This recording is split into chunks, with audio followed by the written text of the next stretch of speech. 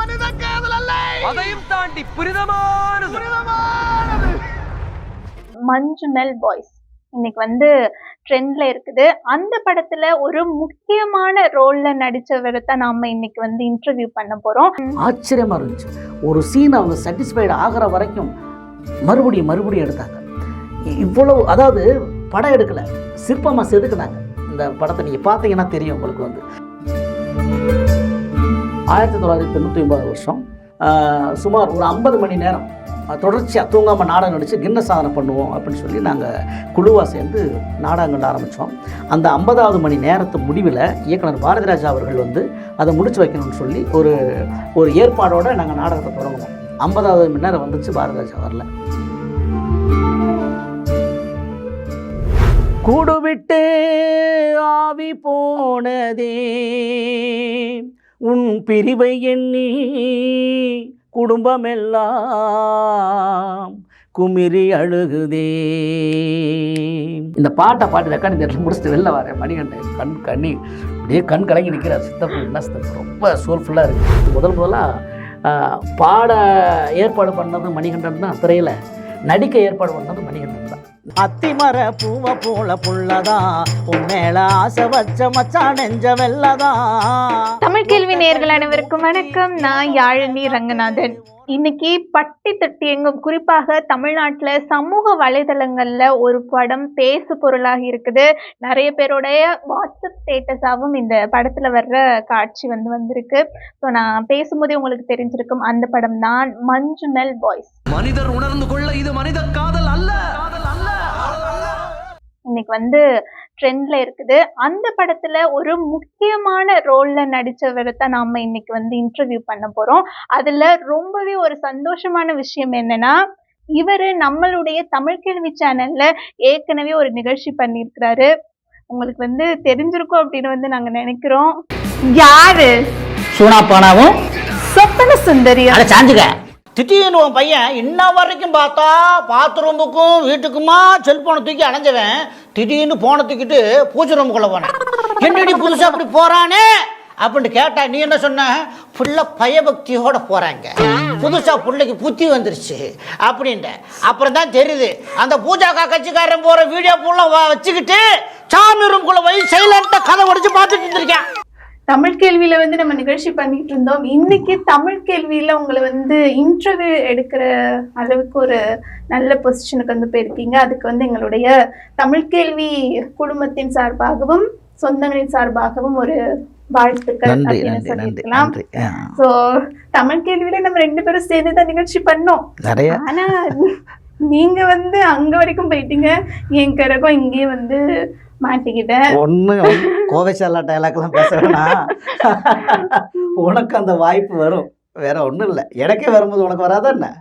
உங்களுக்கு வந்து உங்களுக்கு இருக்க திறமைக்கு வந்து இன்னும் நீங்க பெரிய இடத்துக்கு போவீங்க. தமிழ் கேள்வி நம்ம நிகழ்ச்சி பண்ணணுமே, அதெல்லாம் உங்களுக்கு ஞாபகம் இருக்கா? அது எப்படி ஞாபகம் இல்லை? கடந்து வந்த பாதை யாராவது மறக்க முடியுமா? அது ஒரு கணக்காலம், மகிழ்ச்சி நிறைந்த ஒரு காலம். அன்றாட செய்திகளை வந்து செந்தில்வேல் சார் வந்து நம்மக்கிட்ட உட்காந்து டிஸ்கஸ் பண்ணி அழகாக ஸ்கிரிப்ட் பண்ணுவாங்க. அதுலேயும் வந்து அதாவது செந்தில்வேல் சார் சீரியஸாக பேசுகிறது தான் நம்ம மக்கள் பார்த்துருக்காங்க. ஆமாம். அவருக்குள்ளே இருக்க ஒரு நகைச்சுவை உணர்வு, அவருக்குள்ளே ஒரு கவுண்டமணி, ஒரு வடிவேலு, ஒரு செந்தில், இப்படிப்பட்ட ஒரு ஆகச்சிறந்த நகைச்சுவையாளர் அவருக்குள்ளே இருப்பாங்க. அந்த ஸ்கிரிப்டுக்குள்ளேயே அப்படி பண்ணுவார். நகைச்சுவைகள் வந்து ரொம்ப ரசிப்பேன். அதே நேரம் அவருக்குள்ளே ஒரு நல்ல ஆர்டிஸ்ட் இருக்காங்க, நல்ல ஒரு இயக்குனர் இருக்காங்க. அப்படிப்பட்ட ஒரு கலைத்திறன் மிக்கவர் நம்ம செந்தில். என்னையே வச்சு சார் இயக்கியிருக்காருன்னா அப்போ அது வந்து ரொம்ப பெரிய விஷயம், மகிழ்ச்சிகரமானது. உங்களுடைய பயணம் வந்து இன்னைக்கு ஒரு பெரிய லெவல்ல வந்து வந்திருக்கு இல்லையா? மஞ்சுமெல் பாய்ஸ் அந்த படத்தோட ஸ்டோரி பத்தி வந்து எல்லாருக்குமே தெரியும். அந்த படத்துல ஒரு முக்கியமான ரோல்ல வந்து நீங்க நடிச்சிருக்கிறீங்க. இந்த ஆப்பர்ச்சுனிட்டி வந்து உங்களுக்கு எப்படி வந்துச்சு? எப்படி உங்களை வந்து அப்ரோச் பண்ணாங்க? அதை பத்தி சொல்லுங்க. இது எங்க ஆரம்பிச்சதுன்னா, ஏழைன்னு ஒரு படம், சமுத்திரகனி அவர்கள் நடித்த ஒரு படம். அதில் வந்து நம்ம ஜெய்பி மணிகண்டன் நடிச்சிருப்பார் மகனா. எனக்கு ஜெய்பி மணிகண்டன் வந்து நான் நாடகம் பண்ணக்கூடிய காலத்தில் இருந்து எனக்கு வந்து நல்ல பழக்கம். மிளகா பொடின்னு நாடகம் பண்ணியிருக்கோம். அந்த நாடகத்தில் பார்த்து என்னை வந்து வியந்தார். அந்த நாடகத்தோட பேக்ரவுண்ட் மியூசிக் நான் தான் பண்ணுவேன், வித் ஆர்டிஸ்ட்.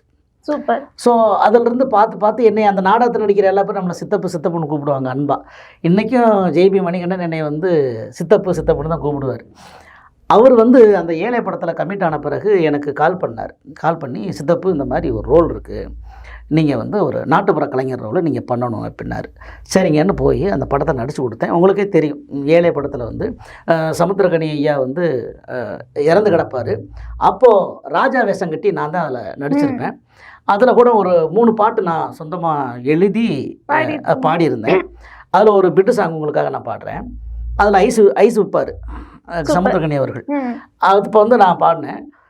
கூடு விட்டு ஆவி போனதே உன் பிரிவை எண்ணி குடும்பமெல்லாம் குமிரி அழுகுதே. கூடு விட்டு ஆவி போனதே உன் பிரிவை எண்ணி குடும்பமெல்லாம் குமிரி அழுகுதே. இப்ப நீங்க இந்த பாட்டு சொல்லும் போதுதான் இன்னொரு பாட்டுமே நீங்க பாடி இருக்கிறீங்க. அது நம்மளுடைய சொந்தங்களுக்கு தெரியுமான்னு இல்ல, 2ஆம் உலகப் போரின் கடைசி குண்டு. அதுல வந்து ஒரு பாட்டு பாடி இருக்கீங்க. அது நிறைய பேருக்கு வந்து போய் சேர்ந்திருக்கு. அதுல நீங்களும் பாடி இருக்கிறீங்க. அந்த லைன் மட்டுமே எடுத்து நிறைய பேருடைய ஃபேவரட்டாவும் இருக்கு. அந்த லைன் பாடுங்க பார்க்கலாம். அந்த லைன் வந்து எனக்கு மறக்க முடியாத ஒரு பாட்டு. என்னன்னா, அந்த காலகட்டத்தில் ஆனந்த விடன் விருதுக்கு நாமினேட் ஆன பாடல். அது வந்து ஒரு என்ஜாமி பாடின அறிவு, சில பாடிருப்பாங்க சில நண்பர்கள். அதில் ஒரு பிரதான வரிகளை நான் பாடியிருப்பேன். அந்த பாட்டில் வந்து அம்மா ஏலனமா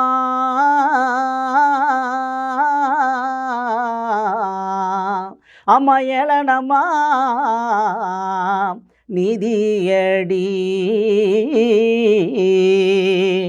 இந்த ஏழைஜனோ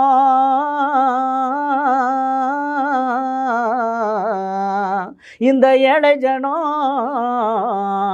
இந்த பூமியிலே வாடுதடி தத்தத்தனானன தனனானனா தத்தத்தனானன தனனானனாம் தத்தத்தனானன தனனானனா தனனாம்.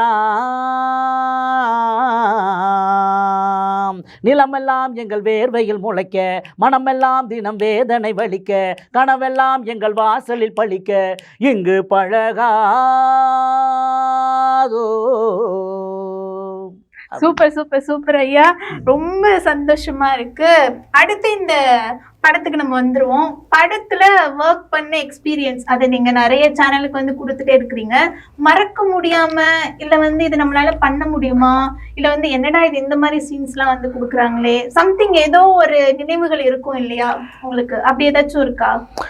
அதான் இந்த படத்தில் நடித்ததே வந்து எனக்கு ஒரு மகிழ்ச்சிகரமான ஒரு நிகழ்வு. ஏழை படத்தில் நடித்தேன். இதை பார்த்துட்டு மம்முட்டி படத்தில் கூப்பிட்டாங்க, நண்பகல் நேரத்து மயக்கம். அந்த படத்தில் கூப்பிட்டாங்க. மம்முட்டி அவர்களுடைய நண்பனாக நடிக்கக்கூடிய ஒரு சீனு. என் பேர் அந்த படத்தில் மண்டையன். ஸோ அதில் நடித்தேன். அந்த படத்தை பார்த்துட்டு தான் இப்போ நான் நடித்த மஞ்சுமெல் பாய்ஸில் கூப்பிட்டாங்க மீன்ஸ் என்னென்னா, அப்படியே கூப்பிட்ட வாய்ப்பு கொடுக்கல. இதே வடபழனிக்கு பின்னாடி இருக்கிற குமரன் நகரில் ஒரு ரூம் எடுத்து வாடகைக்கு ஆடிஷன் வச்சாங்க. ஆடிஷனில் போய் நான் கலந்துக்கிட்டேன். அந்த படத்தில் அந்த 11 பேரில் மஞ்சுமெல் பாய்ஸில் 11 பேரில் ஒரு சிகப்பு டிஷர்ட் போட்டு நடிச்சிருப்பார். அவர் பேர் கணபதி. இயக்குனர் சிதம்பரத்தினுடைய தம்பி. அவர் தான் காஸ்டிங்லாம் பார்த்தவர்.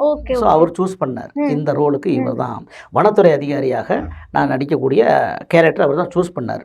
இந்த நல்ல வாய்ப்பை ஏற்படுத்தி கொடுத்தது யாருன்னா, ராம்ஸ் என்று சொல்லப்படுகின்ற ராமச்சந்திரன்.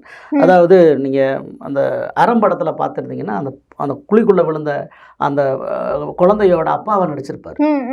ஒரு ஆகச்சிறந்த ஒரு நடிகர். ஆமாம், அவர் தான் எனக்கு கூப்பிட்டு, தம்பி இப்படி ஒரு வாய்ப்பு இருக்குடா, வந்து பயன்படுத்திக்கிறான்னு. ஆடிஷன் போனேன், செலக்ட் பண்ணாங்க. அப்புறம் வந்தாச்சு. அதில் மறக்க முடியாத எக்ஸ்பீரியன்ஸ் என்னன்னா, கொடைக்கானலில் தான் எங்களுக்கு வந்து ஃபஸ்ட்டு ஷெட்யூல்டு.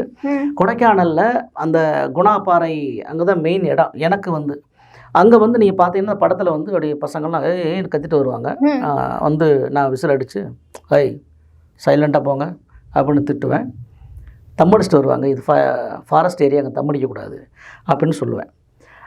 இந்த சீன் வந்து தான் ஃபஸ்ட்டு சீனு. அது மறக்க முடியாத சீனு. அதுக்குள்ளே அந்த அந்த குணாப்பாறை அந்த இடத்துல என்ன நடந்துச்சுன்னா, இந்த ஷூட்டிங் பார்க்குறதுக்கு நிறைய மக்கள் வர ஆரம்பித்தாங்க. அதே போல் சுற்றுலாவுக்கும் நிறைய மக்கள் வந்தாங்க. ஜனங்கள் அவ்வளோ ஜனங்கள் இந்த ஷூட்டிங் பார்க்குறதும் சுற்றுலா வர்ற ஜனங்களும் வந்து, அதாவது ஷூட்டிங் எடுக்கிறதுக்கு ரொம்ப சிரமமாக இருந்தது அந்த இடத்துல. நான் வனத்துறை அதிகாரி, அதே உடை போட்டு கேப் போட்டு ஒரு பிபி தொங்குது, கையில் ஒரு லத்தி. நிஜமா நினச்சிட்டாங்க என்னை நிஜமா வனத்துறை அதிகாரியாக நினச்சிக்கிட்டு, சார் வணக்கம் சார் அப்படின்னு செல்ஃபி எடுக்கிறாங்க. நான் இந்த கூட்டத்தை கண்ட்ரோல் பண்ணணும். என்ன பண்ணணும்னா விசில் எடுத்து உருண்டு வீதி. அதாவது இந்த படத்தில் காட்டப்படுற அந்த குணாப்பாறை அந்த அந்த கேட்டை தாண்டி சில பேர் போகிறதுக்குலாம் முயற்சி பண்ணாங்க. இங்கேருந்து விசில் அடிச்சுக்கிட்டு, ஏய் வா போகக்கூடாது, உள்ள வா இறங்கு அப்படின்னு சொல்லி கூட்டத்தை கண்ட்ரோல் பண்ணிகிட்டு இருந்தேன். எங்கள் யூனிட் செட்டில் பாட்டு வனத்துறை அதிகாரியாக நடித்த வேலாயுதம் அப்படியே கேரக்டராகவே வாழ்றா இருப்பான். எல்லா பேரும் அவங்களுக்குள்ளேயே ஒரு சந்தோஷப்பட்டுக்கிட்டாங்க. என்னோட கூட்டத்தை கண்ட்ரோல் பண்ணிட்டு இருந்தேன். நான் சொல்கிற போது அப்படி வாடினா வந்தாங்க ஜனங்கள் வந்து, அங்கே ஏறாத, அங்கே குப்பைப்படாதீங்க அப்படின்னு சொல்லி உண்மையான வனத்துறை அதிகாரியாகவே அங்கே வந்து நடிக்கலை, வாழ்ந்துருக்கீங்க. ஆமாம் ஆமாம், ரொம்ப ரொம்ப சந்தோஷம். இன்னொன்று என்னென்னா, இந்த படம் உங்களுக்கு வந்து முதல் படம் கிடையாது. இதுக்கு முன்னாடி குறிப்பிட்ட எண்ணிக்கையில் வந்து படம் பண்ணியிருக்கிறீங்க. ஆனால் இந்த அளவுக்கு வந்து ஒரு உங்கள் மேலே ஒரு வெளிச்சம் வந்துச்சு அப்படின்னு கேட்டால் வந்து அது ஒரு மக்களுக்கு தெரிகிற அளவுக்கு வந்துச்சு அப்படிங்கிறது வந்து ஒரு கேள்விக்குறி இல்லையா? இப்போ இந்த படம் இவ்வளோ சக்ஸஸாக இருக்குது, உங்களுடைய ரோலை வந்து நீங்கள் தியேட்டரில் பார்க்குறீங்க, அவ்வளோ பேர் எழுந்து நின்று கை தட்டுறாங்க, ஆரவாரம் பண்ணுறாங்க, கிளாப்ஸ் கொடுக்குறாங்க. ஸோ இதெல்லாம் பார்க்கும்போது உங்களுடைய முகத்தை வந்து அந்த திரையில் பார்க்கும்போது என்ன மாதிரியான ஒரு உணர்ச்சி இருந்துச்சு? அது என்ன சொல்கிறது, நம்ம கண்ணாடியில் பார்க்குறம்போது நம்ம முகம் வந்து ஒரு அழகாக தெரியும். ஆனால் அதை விஷுவலாக பார்க்குறம்போது, நடித்து பார்க்குறம்போது ரொம்ப ஆச்சரியமாக இருந்தது. ஓ இப்படி இருக்கோம், நம்ம பாடியில் லாங்குவேஜ் இப்படி இருக்கே, ஃபேஸ் ரியாக்ஷன் இப்படி இருக்கே அப்படின்ட்டு என்ன நானே பார்த்துட்டு இருந்தேன். நல்லா இருந்தது.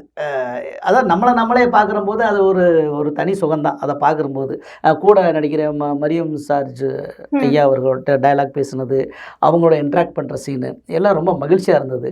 அவங்க தேட்டரில் இந்த ரியாக்ஷன் கொடுத்தாங்க இல்லையா, அது இன்னும் கொஞ்சம். நீங்கள் வந்து நினைச்சிங்களா இந்த படம் நம்ம பண்ணுறோம் ஆனால் இது இவ்வளோ பெரிய ஹிட் ஆகும் அப்படின்னு வந்து நீங்கள் நடிக்கும்போது உங்களுக்கு ஏதாச்சும் ஒரு தாட் வந்துச்சா? நடிக்கிற போது வரல, ஷூட்டிங் போய் 3ஆவது நாள் அதை ஃபீல் பண்ண ஆரம்பித்தேன். எப்படின்னு சொல்கிறீங்க? எப்படின்னா, இந்த படத்தில் டூயட் சாங் கிடையாது, ஹீரோ ஹீரோயினி கிடையாது, தேவையில்லாத ஃபைட் சீன் கிடையாது, வழக்கமான சினிமா மாதிரி இது இல்லையே. அப்போ இது ஒரு வித்தியாசமான ஒரு படம். அந்த ஸ்கிரிப்டை கொஞ்சம் கொஞ்சமாக நான் அப்போது காது செவி வழியாக கேட்டேன். கேட்டது மட்டும் பத்தாது, மேக்கிங் அதை சரியாக பண்ணுறதுக்கு இயக்குனர்களும் துணை இயக்குனர்களும், அங்கே இருக்கிற செட் ப்ராப்பர்ட்டி பண்ண அஜயன் சாரு, சாஜி சார், அது கேமராமேன் சாஜி சார், அவங்கெல்லாம் எடுத்துக்கிட்ட அந்த பிரயத்தனம் இருக்கு இல்லையா, ஆச்சரியமாக இருந்துச்சு. ஒரு சீன் அவங்க சாட்டிஸ்ஃபைடு ஆகிற வரைக்கும் மறுபடியும் எடுத்தாங்க. இவ்வளவு, அதாவது படம் எடுக்கலை, சிற்பமாக செதுக்குனாங்க. இந்த படத்தை நீங்கள் பார்த்தீங்கன்னா தெரியும் உங்களுக்கு வந்து. அப்போவே நினச்சிட்டேன், இது வழக்கமான படம் இல்லை, கண்டிப்பாக இது ஒரு அவார்டுக்கான படம்னு எனக்கு அப்போயே ஃபீல் பண்ண ஆரம்பிச்சேன். கண்டிப்பாக மக்கள் மத்தியில் ஒரு பிரபலமாக இந்த படம் ஓடும் அப்படின்ட்டு ஃபீல் ஆச்சு. கூட நடிக்கக்கூடிய என்னுடைய சக நடிகர்களுக்கும் அந்த செய்தி சொன்னேன். நண்பர்களே, இது வந்து நம்ம சாதாரண படத்தில் பண்ணலை, ஒரு ஆகச்சிறந்த படைப்பில் நம்ம பண்ணிகிட்ருக்கோம் அப்படின்னு. நான் இயக்குனர் சிதம்பரம் சார்கிட்ட வந்து நான் சொன்னேன், சார் கண்டிப்பாக அது சாதாரண படம் இல்லை, அவர்கிட்டே சொன்னேன், சாதாரண படம் இல்லை, ஒரு எக்ஸலண்ட்டான மூவி, ஒரு அவார்டுக்கான ஒரு மூவி பண்ணிகிட்ருக்கீங்க, நீங்கள் வெற்றி விழாவின் போது எங்களை கூப்பிடுங்க, தூரத்தில் நின்று நாங்கள் ரசிக்கிறோம், நீங்கள் விருது வாங்குறத அப்படிலாம் எனக்கு ஃபீல் ஆச்சு. இது வெற்றி படம்னு. ஆனால் இந்த அளவுக்கு தமிழ் ரசிகர்கள் இது தூக்கி வச்சு கொண்டாடுவாங்கன்னு நான் கற்பனை கூட பண்ணி பார்க்கல. இந்த கற்பனை வந்து இப்போ நிஜமாயிடுச்சு இல்லையா? ஆமாம் ஆமாம். ஆனால் இந்த நிஜத்துக்கு பின்னாடி நம்ம ஒரு விஷயம் இருக்கும் இல்லையா? நீங்கள் வந்து பார்க்குறீங்க, எங்களோட சேர்த்து நிறைய சேனல்ஸுக்கு வந்து இன்டர்வியூ கொடுத்துட்டு இருக்கிறீங்க. ஆனால் அதுக்கு பின்னாடி நம்மளுடைய கடந்து வந்த பாதை அப்படின்னு வந்து ஒன்று இருக்கும் இல்லையா? எனக்கு பர்சனலாக தெரியும், சித்திரசேனன் அப்படிங்கிறவர் யார், அவருடைய பயணம் வந்து எங்கேருந்து தொடங்கிச்சு அப்படின்னு வந்து எனக்கு தெரியும். ஸோ இந்த அளவுக்கு மக்கள் கொண்டாடுறாங்க, அதற்கான ஒரு உந்துதல், ஒரு கடந்த பாதை, நம்ம கடந்து வந்த விதம் அப்படின்னு ஒன்று இருக்கும் இல்லையா? சித்திரசேனன் ஒரு சிறு குறிப்பு வரைக அப்படின்னா என்ன சொல்லுவீங்க? சித்திரசேனன் மதுரை மாவட்டம் உசிலம்பட்டி தாலுகாவில் உள்ள நாட்டாமங்கலம் அப்படின்ற ஒரு கிராமத்தில் பிறந்து வளர்ந்த ஒரு சாதாரண விவசாய கூலியின் மகன். அங்கே இருக்கிற பள்ளியில் தான் நான் 12ஆம் வரையும் படித்தேன்.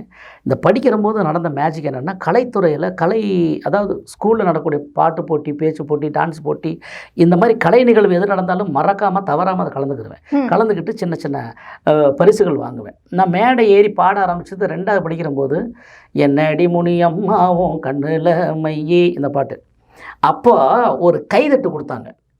சூப்பர். அந்த கைதட்டு கிடைச்ச ஒரு போதை இருக்குது பாருங்க. பா, இப்படி கைதட்டுறாங்களே, இன்னும் அடுத்த நிகழ்ச்சியில் நல்லா பாடணும், நல்லா டான்ஸ் ஆடணும், நல்லா நடிக்கணும் அப்படின்ற ஒரு ஆவலை அந்த கைதட்டல் எனக்கு கொடுத்துச்சு. அங்கே ஆரம்பித்தது என்னுடைய திரை வாழ்க்கை. இதுக்கு பிள்ளையார் சொல்லி போட்டது யாருன்னா எங்கள் தாத்தா. பாட்டுக்கார மொக்கைன்னு சொல்லுவாங்க. அவர் வந்து பார்வர்ட் பிளாக் கட்சியில் எம்எல்ஏவாக இருந்தவர். அவர் வந்து அந்த மைக் இல்லாத காலத்திலேயே வந்து அரிச்சந்திர மாயனகண்டம், சத்யவான் சாவித்திரி, வீரவண்டிய கட்டபொம்மன் நாடகங்கள் நடிக்கக்கூடிய ஒரு நாடக நடிகர் ப்ளஸ் சிறந்த பாடகர். மைக் இல்லாத காலத்துலேயே அவர் பாடினார்னா 3 கிலோமீட்டர் வரைக்கும் ஒரு தொண்டை கேட்கும். பாட்டுக்கார மொக்கைன்னு சொல்லி உசலம்பட்டி வட்டாரத்தில் கேட்டிங்கன்னா கண்டிப்பாக எல்லாருக்கும் தெரியும். அப்படிப்பட்ட ஒருத்தர். அவர் தான் எனக்கு வந்து இந்த சித்தரசேனன்னு பேர் வச்சார். இது ஒரு புராண கால பேர்.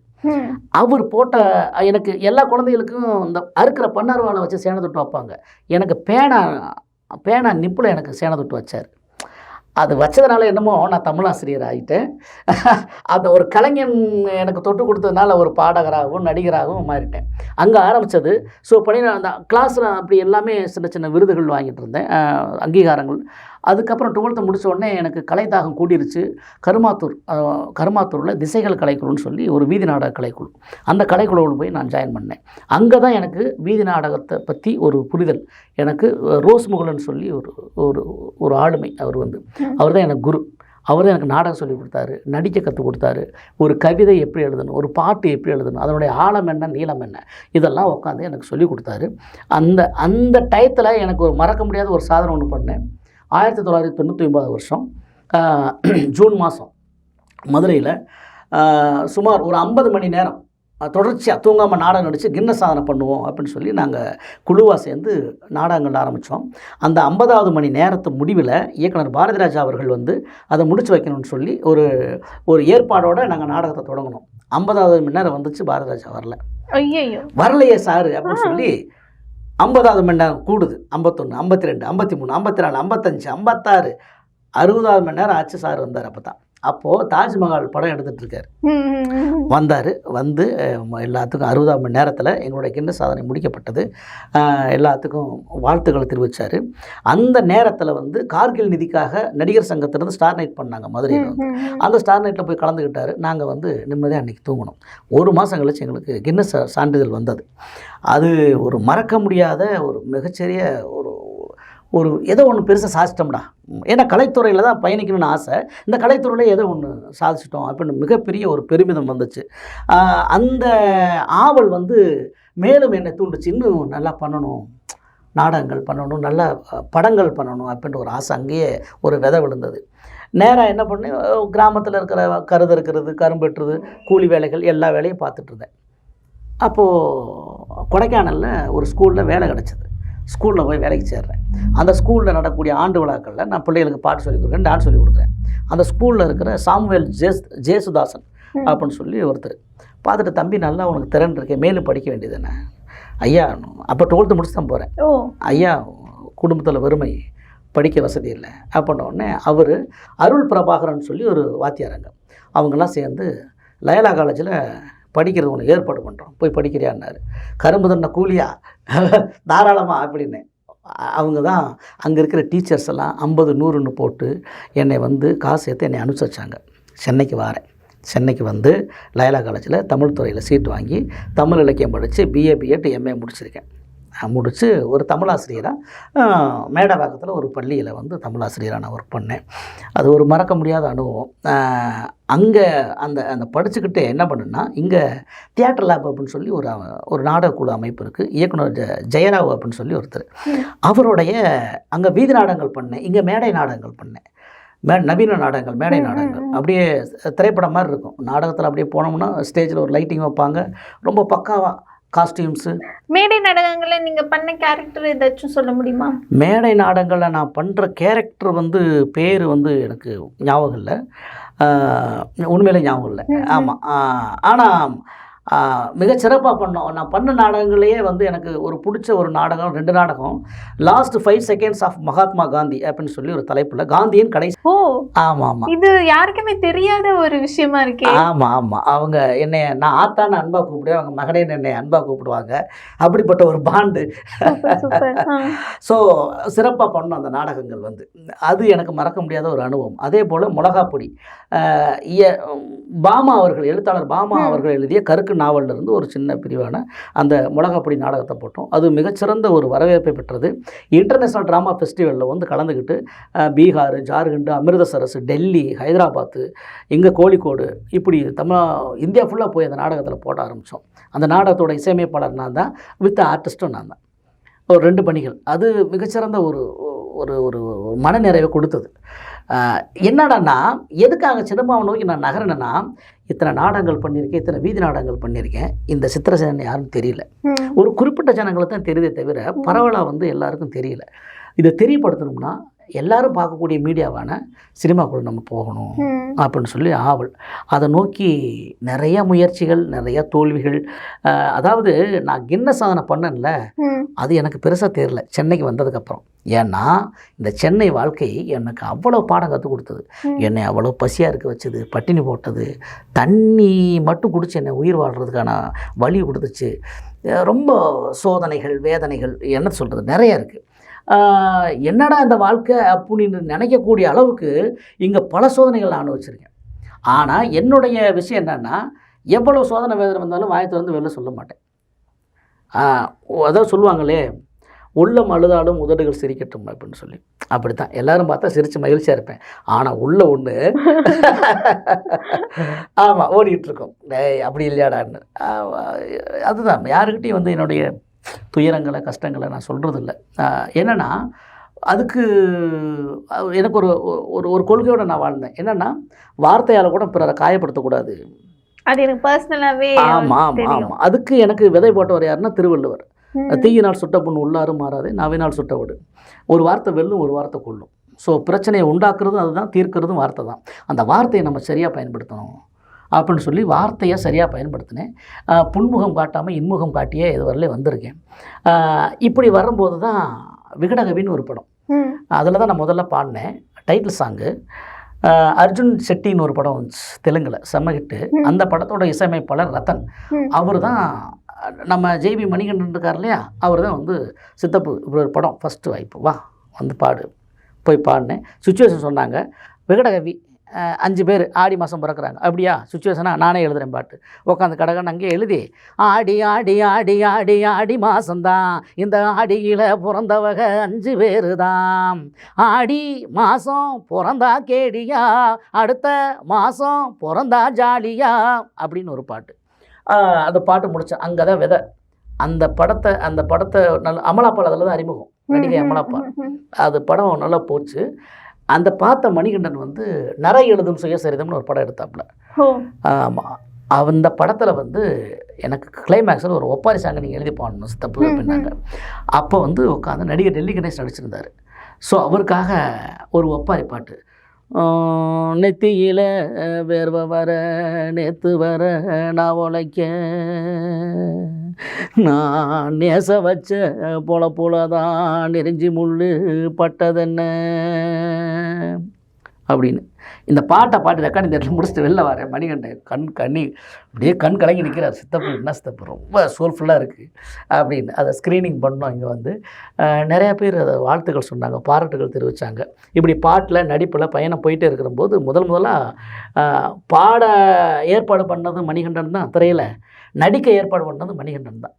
இந்த படம் பார்த்தாரா? பார்த்துட்டு உங்களுக்கு ஃபோன் பண்ணி பேசினாரா? யார் ஏதாச்சும் விஷஸ் பண்ணாங்களா? படம் பார்க்கல.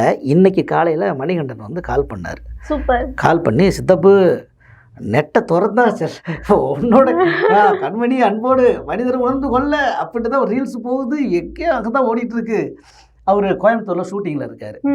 நான் இன்னும் படம் பார்க்கல சித்தப்பு, ஆனால் நெட்லேயே பார்க்குறேன், விமர்சனங்கள் பார்க்குறேன், ரொம்ப எக்ஸலண்ட்டாக இருக்குது, ரொம்ப பெருமையாக இருக்குது, சந்தோஷமாக இருக்குது, இந்த ரூட்டை விட்டுறாதீங்க, அப்படியே பிடிச்சி மேலே வந்துருங்க அப்படின்னு சொல்லி ஒரு அரை மணி நேரம் என்கிட்ட மனம் திறந்து பேசிகிட்டு இருந்தார். ரொம்ப சந்தோஷமாக இருந்தது. ஏன்னா எல்லோருடைய மனசும் ஒரு சின்ன பாராட்டுக்காகத்தானே இயங்குது. அந்த வகையில் எனக்கு லயலா கல்லூரியில் கற்றுக் கொடுத்த என்னுடைய பேராசிரியர்கள், எங்கூட பயின்ற இன்றைக்கி ஆசிரியராக பேராசிரியராக கல்லூரியில் இருக்கக்கூடிய என்னுடைய நண்பர்கள், திரைத்துறையில் பணியாற்றக்கூடிய சில நடிகர்கள், ஆமாம் அம்முக்குட்டி அம்முக்குட்டி இப்படி எல்லாருமே வந்து பாராட்டும் போது ஒரு சின்ன ஒரு மகிழ்ச்சி.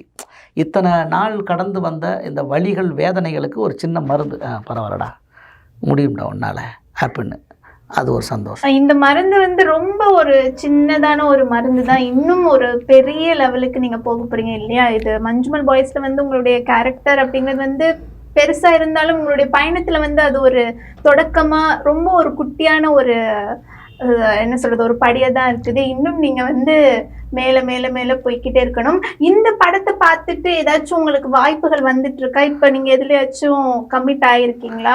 இப்போது இந்த படத்தை பார்த்துட்டு 2 புதுமுக இயக்குனர்கள் வந்து பேசிகிட்ருக்காங்க. ஒருத்தர் வந்து ஆஃபீஸ் போட்டு உட்காந்துருக்காரு, கிட்டத்தட்ட அவர் கண்டிப்பாக உங்களுக்கு ரோல் இருக்குது அப்படின்றாரு. இன்னொருத்தர் வந்து கதை எழுதி முடிச்சிட்டாரு, இந்த கதையிலையும் உங்களுக்கு வாய்ப்பு இருக்குதுன்னு சொல்லி பேசி வச்சுருக்கோம். ஒரு 2 படம் இப்போதைக்கு இருக்குது. ஸோ எந்த படம் ஷூட்டிங் தொடங்குதோ அதில் வந்து நடிக்கக்கூடிய. இன்னொன்று வந்து நாங்கள் கேள்விப்பட்டோம், வெற்றிமாறன் அவர்களுடைய மனைவி அவர்கள் வந்து உங்களுக்கு ஃபோன் பண்ணி வந்து விஷஸ் பண்ணாங்க. ஸோ அந்த தொடர்பு எப்படி? வெற்றிமாறன் அவர் அது international institute of film festival அப்படின்னு சொல்லி ஒரு திரைப்பட இயக்குனர்களுக்கான ஒரு கல்லூரி வந்து எங்கள் வேளச்சேரியில் வந்து இயக்குனர் வெற்றிமாறன் சார் ப்ளஸ் வந்து அருட்தந்தை ராஜநாயகம் அவர்கள், இப்போ இறந்து போன சைதை துரைசாமி மகனை அவர் இருக்கார் இல்லைங்களா, வெற்றி, இவங்க 3 பேர் சேர்ந்து ஆரம்பித்தாங்க. அதில் வந்து நான் வந்து ஃபோக்லோர் கற்றுக் கொடுக்கக்கூடிய பேராசிரியராக அந்த மாணவ மாணவிகளுக்கு நான் வந்து பேராசிரியராக பணி செஞ்சிட்ருக்கேன். அப்போ வந்து நாட்டுப்புறவியலில் தியரி வித் ப்ராக்டிக்கல் 2 கிளாஸ் எடுப்பேன். தப்பாட்டம், கரகாட்டம், ஒயிலாட்டம் இது எல்லாமே கற்றுக் கொடுப்பேன். ஆட்டக்கலைகள் ஒரு பக்கம் வந்து தியரி, அதாவது பழமொழிகள், விடுகதைகள், நாட்டுப்புற பாடல்கள், நாட்டுப்புற இலக்கியங்கள், கதைப்பாடல்கள், இந்த மாதிரி தியரியும் வந்து கிளாஸ் எடுப்பேன். இதை எடுக்கிற முறை வந்து கொஞ்சம் கலைநயமாக எடுப்பேன்.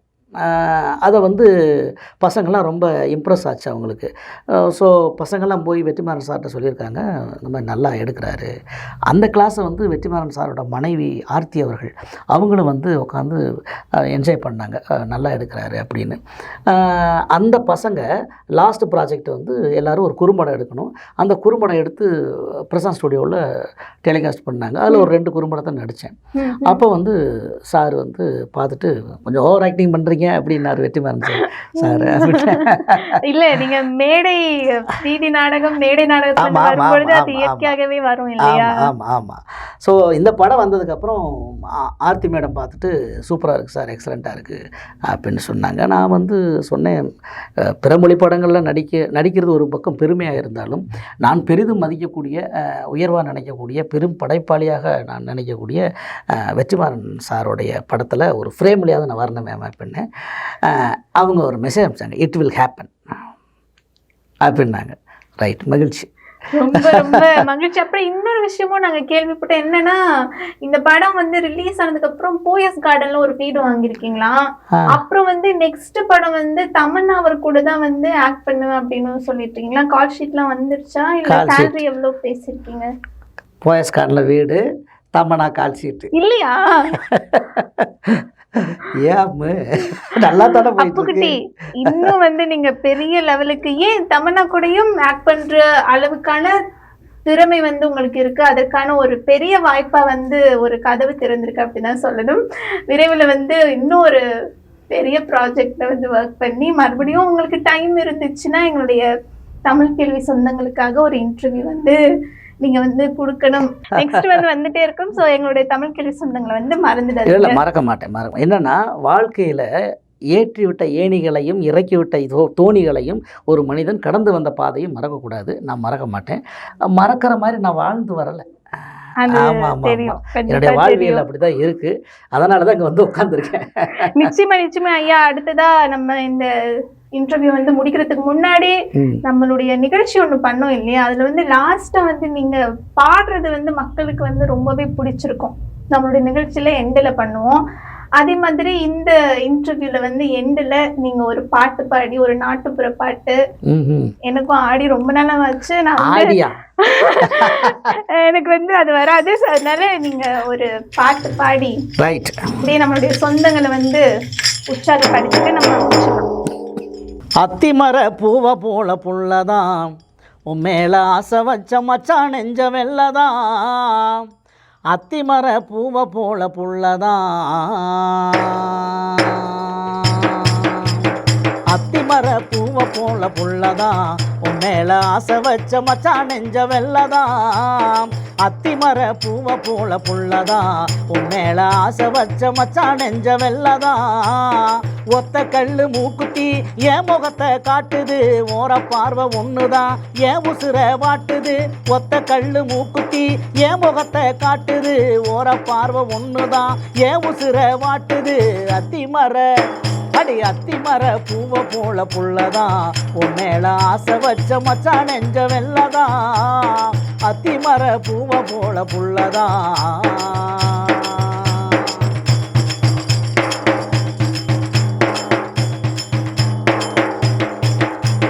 சித்தரும்ப போல சேர்த்து வச்சேன் ஆசை, சேலை கட்டும் பாவை செம்பகப்பூ சோல வண்ட போல ஒன்ன சுத்தும் கண்ணு பாரு. தூக்கம் கெட்டதால எடுக்கலையே சோறு, கவர்மெண்ட் மாப்பிள்ள விலை அதிகம் நாட்டுல. கவர்மெண்ட் மாப்பிள்ள விலை அதிகம் நாட்டுல. கஷ்டப்படும் மாப்பிள்ள நான் காசு பணம் கேட்கல, கஷ்டப்படும் மாப்பிள்ள நான் காசு பணம் கேட்கல. அத்திமர அத்திமர பூவை போல புள்ளதான் உன் மேல ஆசை வச்ச மச்சான் நெஞ்ச வெள்ளதான். அத்திமர பூவை போல புள்ளதான். ரொம்ப மகிழ்ச்சி. தமிழ் கேள்வி சொந்தங்கள் அனைவருக்கும் நன்றி. நம்மளுடைய சித்திரசேனன் ஐயா அவர்களுக்கு வந்து உங்களுடைய ஆதரவு நீங்க தொடர்ந்து கொடுத்துட்டு இருக்கணும். அவர் இதை விட இன்னும் பெரிய பெரிய உயரங்களை வந்து அடையணும் அப்படின்னு வந்து நம்மளுடைய தமிழ் கேள்வி குழுமத்தின் சார்பாகவும் சொந்தங்களின் சார்பாகவும் அவருக்கு வந்து வாழ்த்துக்களை தெரிவிச்சுட்டு இன்னொரு நேர்காணலில் உங்களை சந்திக்கிறேன். அதுவரை உங்களிடமிருந்து விடைபெறுவது யாழினி ரங்கநாதன். வணக்கம்.